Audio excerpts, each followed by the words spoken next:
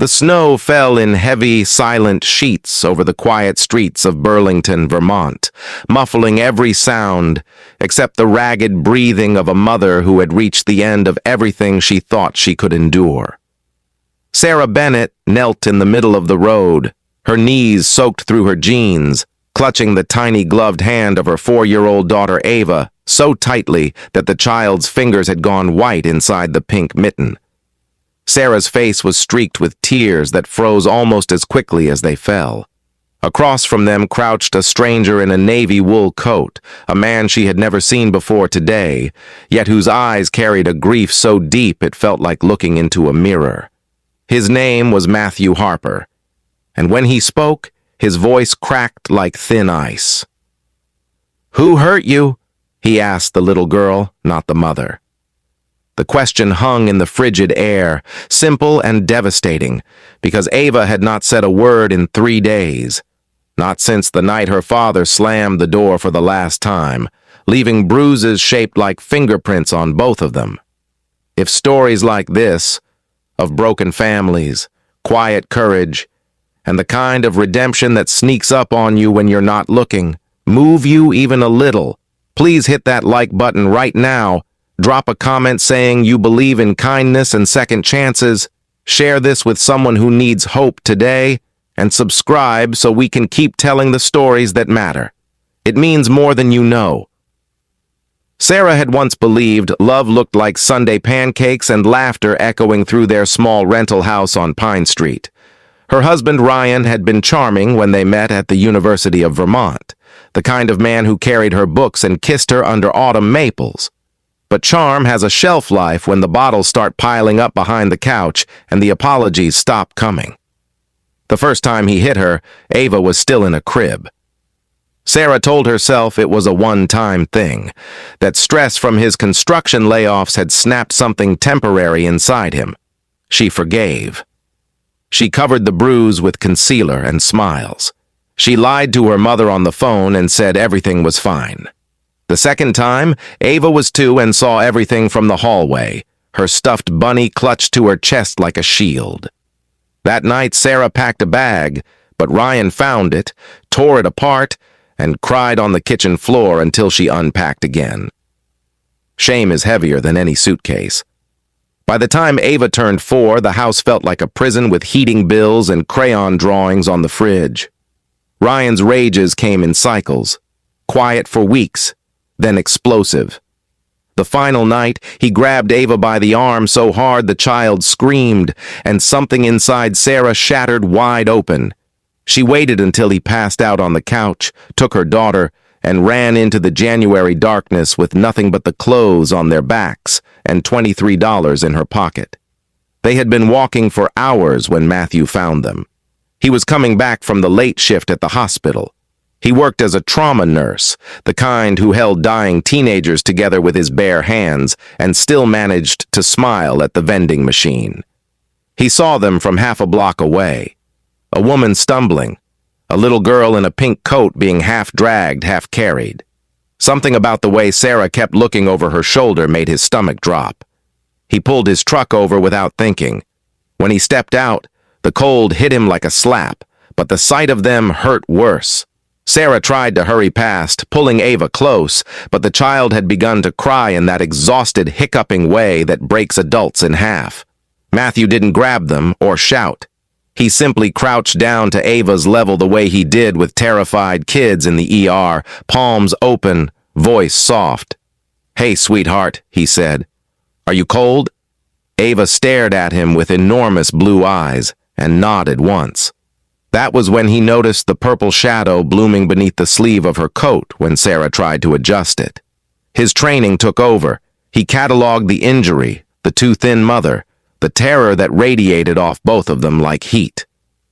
Then he looked at Ava again and asked the question that changed everything. "Who hurt you?" Sarah's knees gave out then. She sank into the snow, pulling Ava with her, and the story poured out in broken pieces. How she had nowhere to go, how the women's shelter downtown was full until after the holidays, how Ryan knew all her friends and would charm or threaten his way to wherever she hid. She expected Matthew to call the police, or offer a polite sorry, or drive away once he realized the mess he'd stumbled into.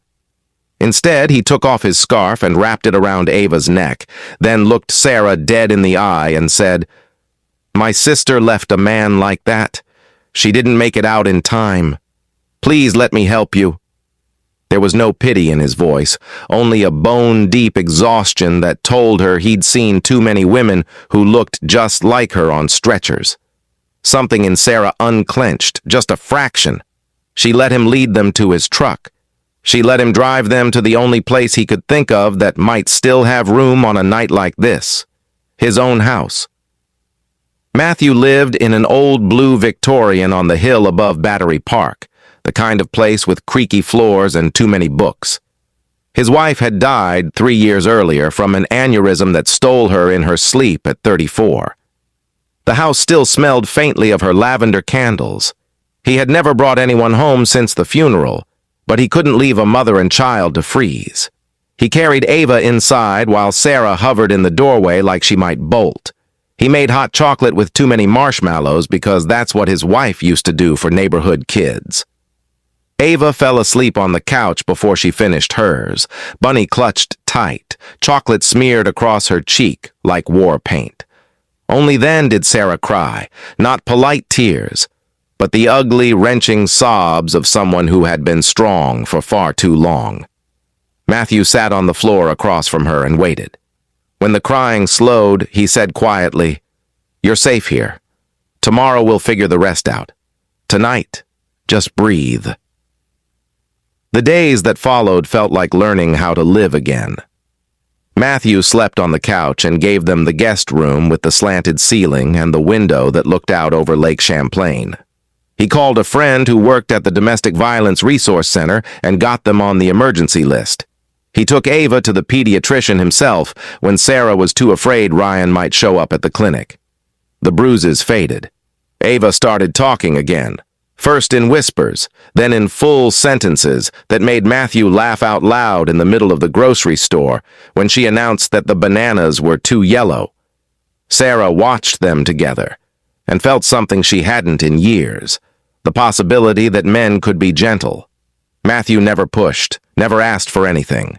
He simply showed up, making pancakes shaped like dinosaurs, reading bedtime stories in silly voices, teaching Ava how to make snow angels in the backyard without smushing the wings. Sarah found work waitressing at a little diner on Church Street. The first paycheck felt like winning the lottery. She started saving for an apartment, counting every dollar like a prayer. Some nights, she still woke up gasping, certain Ryan had found them, but Matthew was always there with a glass of water and the quiet assurance that the doors were locked and the security system he installed was on. Slowly, the terror receded enough for other things to grow, gratitude, then friendship, then something warmer that neither of them named. One February evening, Ava asked if Matthew could be her daddy for real, and Sarah's heart stopped. Matthew looked at Sarah across the kitchen table, his eyes asking permission to hope.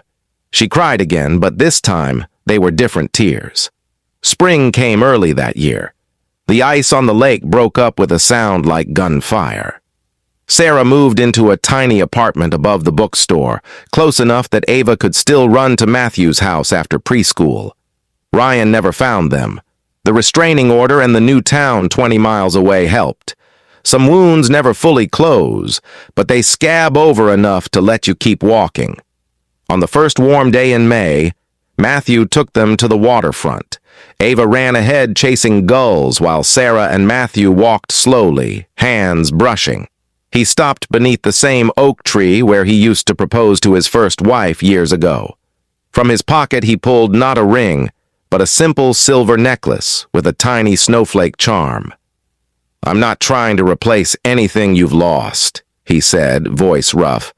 "I just want to be part of whatever comes next."